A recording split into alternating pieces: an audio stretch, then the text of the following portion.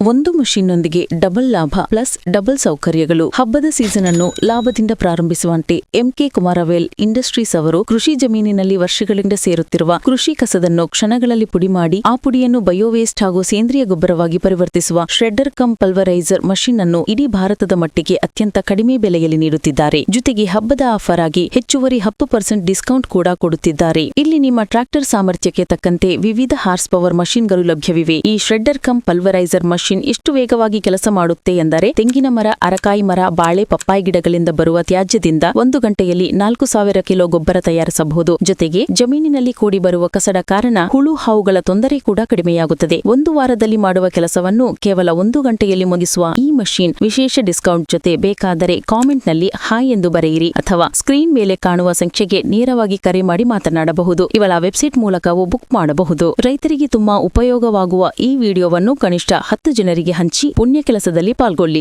Jai Hindustan.